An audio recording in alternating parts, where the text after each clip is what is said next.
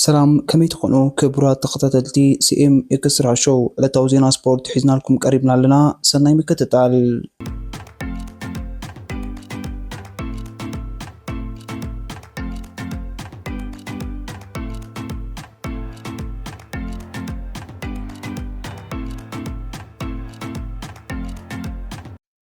ሸውዓተ ኤርትራውያን ኣብዙ ቱርኪ ክሳተፉ እዮም። ካብ ዕለት 27 ሚያዝያ ክሳብ ዕለት 4 ጉንበት ሰላሰል ዙር ቱርኪ ናይ 8 መድረኻት ዕንበ ዘለዎ ኮይኑ ብጠቕላላ ድማ 1153 ኪሎ ሜትር ንውሓት ሽፍን ፆታ እዩ። ኣብዚ ድማ ሄኖክ ሙሉ ብርሃን፣ መትከል ኢዮብ፣ ዳዊት የማነ፣ ዩኤል ሃብተኣብ፣ ናትናኤል ብርሃነ፣ ጴጥሮስ መንገስ፣ ኤቨን የማነ ክሳተፉ ምዃኖም ተሓቢሩሎም። ብጠቕላላ ድማ ኣብ ፆታ 7 ኤርትራውያን ዝስለፉ ኣለዉ ማለት እዩ። ነዚ ፆታ ክዕወትሉ ይኽእሉ እዮም ተባሂሎም ተረቂሖም ካብ ዘለዉ ሄኖክ ሙሉ ብርሃን ኣብ ካልኣይ ደረጃ ተሰሪዑ ይርከብ። ከም ዝፍለጥ ኣብ ዝሓለፈ ዓመት 2024 ምስ ጋንታ ተረንጋኑ ኮይኑ ዝሳተፍ ዝነበረ መርሃዊ ቅዱስ ድሕሪ ጽቡቕ ብቕዓት ምንጽብራቑ ኣብ ናይ ግዜ ብጫ ማልያ 4 ካሊእ ጥራይ ተፈንቲቱ ካልኣይ ደረጃ ሒዙ ዛዚሙ ነይሩ። መትከል ኢዮብ እውን ወዲ ጋንቱ 4ይ ደረጃ ሒዙ ዛዚሙ ብምንባሩ ይፍለጥ። ብተወሳኺ ኣብ ናይ ዓቕም መርሃዊ 7 ጴጥሮስ መንግስት 8 ብምሓዝ ምስ ብሉፃት 10 ዛዚሞም ከም ዝነበሩ ይፍለጥ። በዚ ኣጋጣሚ ጽቡቕ ዕድል ንመነየሎም። ጽባሕ ሰንበት 27 ሚያዝያ ዓለም ቅድም ብሽክለታ 4ይ ናይ ሞኒመንት ውድድር ናይ ዝዓመት ዝኾነ ሌጅ ባስቶን ሌጅ ከእንግድ እዮም። እዚ 4ይ ናይ ሞኒመንት ውድድር ተራ ውድድር ኣይኮነን። ብኣፍቀርቲ ቅድም ብሽክለታ ልዑል ኣኽብሮት ፍቕርን ዝወሃቦ ውድድር እዮም። እዚ ውድድር ሓደ ካብቶም ብዕድመ ዝዓብዩ ናይ ሞኒመንት ውድድር ኮይኑ ናይ ጽድያት ናይ ክላሲክ ውድድር ምዝዛሞም ዘበስር እውን እዮም። ሌጅ ባስቶን ሌጅ ሎሚ ዓመት መበል 111 ጊዜው ኣብ ዝካየደሉ ኣብዚ ውድድር ኣብ መንጎ ታዴ ፖጋቻርን ሬምኮ ኤቨነፖልን ሓያል ቅልስ ክርአ ትፅቢት ይግበረሉ። ይኹን እምበር እዚ ሓደ ካብ ዝዓበዩ ናይ ሞኒመንት ውድድራት ዝኾነ ሌጅ ባስቶን ሌጅ ቅልስ ናይ ክልተ ኣፍራስ ድዩ ክኸውን። ሌጅ ባስቶን ሌጅ ብዝያዳ በታ ላይ ዶይነ ትብል ቅፅል ስሙ ዘለዎ ውድድር እዩ። እዚ ማለት ድማ ተኣረጊት ጎርዞ ማለት እዩ። እዚ ውድድር ኣብ 1892 ንፈለማ ግዚኡ ዝፈለየ ውድድር ኮይኑ ልዑል ኣካላውን ኣእምሮውን ጥንካረ ዝሓትት እዩ። ኣብዚ ውድድር ተቐዳደምቲ ክሳብ 4000 ሜትሮ ብራኸ ዘለዎም ዓቐብ ዝሓቆፈ ልዕሊ 250 ኪሎ ሜትር ክዝውሩ ክግደዱ እዮም። ቤልጅማዊ ናይ ኩሉ ግዜ ዝበለፀ ተቐዳዳሚ ዓለምና ኤዲ መርከስ ብ5 ዓወታት ዝውድድር ክብረ ወሰን ሒዙ ዝርከብ ተቐዳዳማይ እዩ። እዚ ተቐዳዳማይ ኣብ እዋን ነብሲ ወከፍ ውድድር ከምዚ ናይ ሎሚ ናይ ፖጋቻ ናይ ብሕቱ ገይሩ ዝወስዶም ዝነበረ ተቐዳዳማይ እዩ። ናይ ዝቐረበ ዓመታት ሱሙያት ተቐዳደምቲ ፊሊፔ ጁልቤርት፣ አሌካንድሮ ቫልቨርደን፣ ዳንኤል ዴይ ሉካን ኣብዚ ውድድር 10ኦም ዝገደፉ እዮም። ካብ ቀረባ ዓመታት ሒዙ ግን እዚ ውድድር ናይ ክልተ ተቐዳደምቲ ጥራይ ኮይኑ ንታዴ ፖጋቻን ናይ ሬምኮ ኤቨነፖልን ንናይ መወዳእታ 4 ውድድራት ሌጅ ባስቶን ሌጅ ክልቲኦም ክልተ ግዜ ተዓዊቶምሉ። ይኹን እምበር እዞም ክልተ ተቐዳደምቲ ብሰንኪ መጉዳእቲ ናይ ውድድር ካለንደርን ዝተፈለዩ ዕንቅፋትን ዛጊታ ኣብዚ ዝደመቕሉ 4ይ ናይ ሞኒመንት ውድድር ሌጅ ባስቶን ሌጅ ዛጊት ገጽ ንገጽ ኣይተራኸቡን። ጽባሕ ሰንበት እዮም ንፈለማ ግዚኦም ገጽ ንገጽ ክራኸቡ። ናይ ጽድያ ውድድር ናይ ዝዓመት ካብቶም ማእከል ስሕበት ዓውዲ ቅድም ብሽክለታ ኮይኖም ምጽንሖም ዝፍለጥ እዩ። ናይ ሎሚ ዓመት ናይ ጽድያ ውድድራት ዛጊት 3 ናይ ሞኒመንት ውድድራት ኣብ ዘካየድሉ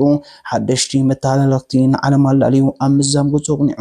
ንህልክ ታዴ ፖጋቻን ማቲው ቫንደርፖልን ኣብ ሚላን ሳን ሬሞ ቫንደርፖል ኣብ መወዳእታ ኪሎ ሜትራት ብዘካየደ መጥቃዕቲ ነቲ ዘይሰዓር ዝመስል ዝነበረ ታዴ ፖጋቻ ብስታይል ሲዕሩ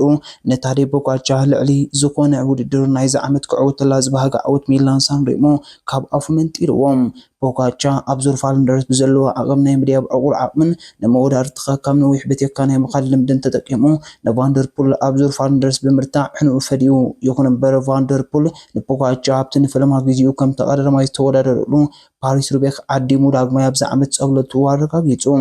ኣብዚ ሕጂ እዋን ዕዉት ክልተ ናይ ሞኒመንት ውድድር ናይ ዝዓመት ማቲው ቫንደርፖል ክሳብ ምጅማር ዙር ፈረንሳ ኣብ ናይ ማውንቴን ባይክ ውድድራት ክሳተፍ ካብ ናይ ጽርግያ ውድድራት ተኣልዩ ምህላኡ ሬምኮ ኤቨነፖል ሓድሽ መተላለቕ ታዴ ፖጋቻ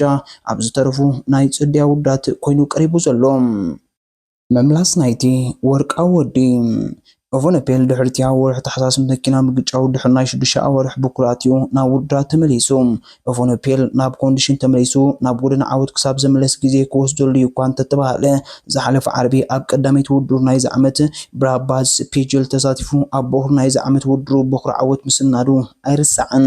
ኦቨንፔል ብዝያዳ ኣብ ውድድር ኣምስተል ጎልድ ሬስ እዩ ናብ ጥርዚ ቆመንኡ ተመሊሱ ከም ዘሎ መስኪሮም ኣብ ኣምስተል ጎልድ ሬስ ሬምኮ ኦቨንፔል ድሕር ናይ ኤል ሎምባርዲያ ውድድር ናይ ዝሓለፈ ዓመት ንፈለማ ግዜ ኣንጻር ታዴ ፖጋቻ ገጢሞም ፖጋቻ ኣብቲ ውድድር ዝሕፍር ስዕረት ክቕምስ ከሎ ግደ ኦቨንፔል ልዑል ነይሩ ፖጋቻ ኣብ ኣምስተል ጎልድ ሬስ ጾታ ንኽዛዘም 43 ኪሎ ሜትር ምስተረፎ በርቃው መጥቃዕቲ ድሕሪ ምክያዱ ኩሉ ፍቃሪ ቅድም ብሽክለታት ጾታ ናይ መወዳእታ መልክዑ ከም ዝሓዘ እዩ ተረዲኦም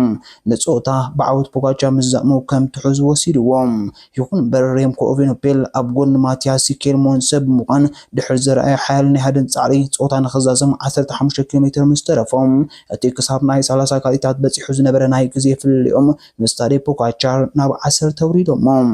ኦቨንፔል ድሕሪ ምትሓስ ፖጋቻ ምስ መጥቃዕቲ ገብር ኣብ ዝፈተንሉ ፖጋቻ ኣብ ተጠንቀቕ ጸኒሑ ንመጥቃዕቲ ኦቨንፔል ውድቂ ገይርዎም ኣብ ቅጽበታዊ ውድድር ካብ ክልቲኦም ልዕሊ ዝሓሸ ኮይኑ ዝቐረበ ማቲያስ ኬልሞንስ ድማ ዕዉት ናይቲ ውድድር ክኸውን እንከሎ ፖጋቻ ካልኣይ ኦቨንፔል ድማ ሳልሳይ ተርታ ሒዞም ኣብዚ ውድድር ካብቲ ውጽኢት ዝሓለፈ መልእኽቲ ሓያል ነይሩ እቲ መልእኽቲ ኦቨንፔል ተመሊሱ ሓደገኛ እውን እዩ ዝብል ድማ ይንበቦም ለክዑ ታዴ ፖጋቻ ኣብ ላፍላቸው ዋለኖ ብዛእመን ቁመና እዩ ሬምኮ ኦቨንፔል ሲዕርዎም ይኹን እምበር ኦቨንፔል ካብ ማረምቲ ምስ ተመልሰ ዘካየደን ክልተ ውድዳት እሞ ድማ ዓቕብታት ዝበዝሑ ንዑ ዘይጥዕም ውድዳት ከምኡ ዓይነት ቁመና ሒዙ ምምላሱ ብብዙሓት ስድራቤት ቅድም ብሽክለታ ውዳሰታት ሒዙሉ እዩ ይኹን እምበር ናይ ሰንበት ናይ ሞኒመንት ውድድር ሌጀ ባስቶን ሌጀ ንታዴ ፖጋቻ ደው ከብሎ ዝኽእል ተቐዳዳማ እንተሎ ኦቨንፔል ጥራይ እዩ أقدم كم تابع على زقل إسقو ريمكو أوفينوبيل تاري بوكاتشان ولا قاب زحل في 4 ودات ليجي نزود درن تعبل ونحر حلهم جن أبزود در تراخيبهم أيفلت نيوم أبكت إسرح حدن تاري بوكاتشا نحمش تسعبر تاكو جيل بتاو درتيعو تعوات قينو أوفينوبيل أبزود درايت ساتفن أبكتش إسران كلتن ريمكو أوفينوبيل بقدر سولو كاب نويح كيلومترات كيعو نزود الدر تعوت اللوم أبزود در بوكاتشا بسن كحزن نايس درابي تايت ساتفن أبكتش إسران سهستن أوفينوبيل مالا ቻምፒዮን ዓለም ለቢሱ ተመሳሳሊ ታሪክ ኣብሰነሉ ፖጋቻ ብሰንኪ ናይ ጉንዶ ኢድ ማህረምቲ ከቀዲሙ ካብቲ ውድድር ወፃኢ ኮይኑ ፖጋቻ ዝሓለፈ ዓመት ካልኣይ ዓወቱ ኣብ ዝተጎናፀፈሉ ኦቨንፔል ጌና ካብቲ ኣብ ባስኪዮ ካንትሪ ምስ በዓል ናትናኤል ተስፋጽዮን ዘጋጠሞም ውድቕቲ ጌና ኣብ ናይ ተሃድሶ ግዜ እዩ ነይሩ ኣብ ጽርግያታት ሌጅ ባስቶን ሌጅ ኣሞንጎ ፖጋቻን ኦቨንፔልን ዝተረኣየ ቅልስ ኣይጸንሐን እዚ ግን ጽባሕ ሰንበት ታሪክ ክኸውን እዩ ዛጊት ዞም ክልተ ተቐዳደምቲ ኣብ 4 ናይ ሞኒመንት ውድዳት ክራኸቡ ከለዉ ፖጋቻ ላዕለዋይ ኢድ ሒዙ ይርከብ ኣብ 2021 ኣብ ኤል ሎምባርዲያ ፖጋቻ ተዓዊቱ ኣብ 2023 ሌጅ ባስቶን ሌጅ ፖጋቻ ብሰንኪ መስፈርቲ ጉንዶ ኢዱ ውድድሩ ኣብ ዘቋረፀሉ ኦቨንፔል ካልኣይ ናይ ሞኒመንት ሰኒዱ ኣብ 2023 ኣብ ኤል ሎምባርዲያ ፖጋቻ ተዓዊቱ ኣብ 2024 ኣብ ኤል ሎምባርዲያ ፖጋቻ ራብዓይ ዓወት ናይቲ ውድድር ኣብ ዝተጎናፀፈሉ ኦቨንፔል ብልዕሊ 3 ደቂቕ ድሕሪ ካልኣይ ተርታ ሒዙ ውድድሩ ዛዚሙ ስለዚ ድማ ፖጋቻ ብልዕሊ ኦቨንፔል ኣብ ናይ ሞኒመንት ውድዳት 3-1 መሪሕዎ ኣሎ ኣብ ዝሓለፈ ሳምንታት ንስተራእየን ፈታት ናይዞም ክልተ ተቐዳደምቲ ግን ዝተፈጢሩ ዘሎ ናይ ቁፅሪ ፍልልይ ናይ ምፅባባን ፈታት ኣርእዮም ፖጋቻ ኣብዚ ዓመት እውን ኣብ ጥርዚ ቁመንኡ ዘሎ ተቐዳዳማ እዩ ይኹን እምበር ኣብዚ ዓመት ሰርዖም ካላንድራት ናይ ውድድር ትንፋስ ዝህቡ ይነበሩን ካሚላን ሳኔሞ ናብ ዙልፋንደርስ ፓሪክ ሩቤክ ናብ ኣምስተል ጎልድ ሬስ ናብ ፍላቻ ዋሎነ ኮታስ ውድራት ፖጋቻ ናይ ጽድያ ናይ ተሃድሶ ግዜ ዝህቡ ይነበሩን ፖጋቻ ብዞም ናይ ጽድያ ዘካየዶም ውድራት ድርጅኡ ዝሓለወ ቁመና ብምንጽብራቑ ካብ ብዙሓት ወገናት ልዑል ናእዳይ ትሪፎም ኣብ ኣምስተል ጎልድ ሬስ ብዝፈጥሮ ጋግ ጸቢቡ ካልኣይ ተርታ ክሕዝ ድሕሪ ምቕሳቡ እውን ስዕረቱ ፖጋቻ ደረት ከም ዘለዎን ዝተረፉ ተቐዳደምቲ ምሂሮም ኦቨንፔል ብኣንጻሩ ዝተሃደሳ የእጋር ሒዙ ተመሊሱ ዘሎ ተቐዳዳማ እዩ ብናይ መሰቱ ዓወት ተታቢዑ ኣብ ዝሓለፈ ውድድር ዘለዎ ሓይሊ ትዕግስትን ተጻዋርነትን አንጸባሪቁ ድሕሪ ሰሙን ዝወሰደ ዕረፍቲ ድማ ምስ ተሓደሰ ነብስን ምስ ንጹር ጠመተን ኣብ መበገሲ ቦታ ሌጅ ክርከብ እዩ ርጉጽዩ ናብ ጸወታቲ ፋቮራይት ኮይኑ ዝኣቱ ተቐዳዳማይ ታዴ ፖጋቻ ምክንያቱ ዝተቐዳዳማይ ዘውድ ቻምፒዮን ዓለም ዘፍአ ጁሮ ዲ ቱር ዲ ፍራንስ ደሪቡ ዝተዓወተን ናይ ዝሓለፈ ዓመት ክብሮ ኣብ ዘውድን ምዕቃብ ዝኣዘሎ ተቐዳዳማ እዩ ይኹን እምበር ኦቨንፔል እውን ናይ ሞኒመንት ክኢላ ምዃኑ ዘመስክረ ናይ ቅድም ቻምፒዮን ዓለም ንኽልተ መዳልያታት ኦሎምፒክ ደሪቡ ክዕወተለን ዝበቅዐ ናይ ፈለማ ተቐዳዳማ እዩ እዚ ናይ ሰንበት ናይ ሞኒመንት ፆታ ሌጂ ባስቶን ሌጂ ናይ ክልተ ፍራስ ውድድር ድዩ ክኸውን ዝብል ሕቶ ክምልስን ከሎ ኣብዚ ውድድር ማቲው ቫንደርፑል ዘይሳተፍ ብምዃኑ ወንት ቫን ኣርት ኣብ ምድላው ጁሮ ኢጣልያ ብምህላው ቶም ፒኮክን ጁልያን ኣላፊሊፕን ኣብ ጥርዚ ብቕዓቶም ብዘይምህላዎም ናይ ሎሚ ዓመት ናይ ሞኒመንት ውድድር ሌጂ ባስቶን ሌጂ ናይ ክልተ ፍራስ ቅልስ ፖጋቻን ኤቨነፔልን ክኸውን ትፅቢት ይግበር። ታክቲካሊ ፖጋቻር ኣብዚ ውድድር ኣቐዲሙ ከጥቅዕ ንመቀናቐንቲ ፍልይ ክፈጥር ንዓወት ድማ በይኑ ተጓዒዙ ንኽጭብጣ ናብዚ ውድድር ከኣትውዮም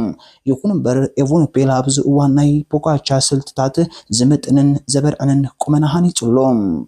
ኣብ ዝሓለፈ መዓልታት ንኽልቲኦም ተቐዳድም ዝሰዓረ ስኬል ሞንሶ እውን ሓደ ካብቶም ተጠመድቲ ናይዚ ውድድር ይኹን ግን ናይዚ ውድድር ሜይን ኢቨንት ኣብ መንጎ ፖጋቻን ኤቨነፔልን ዝህሉ ክርፍስ እዩ።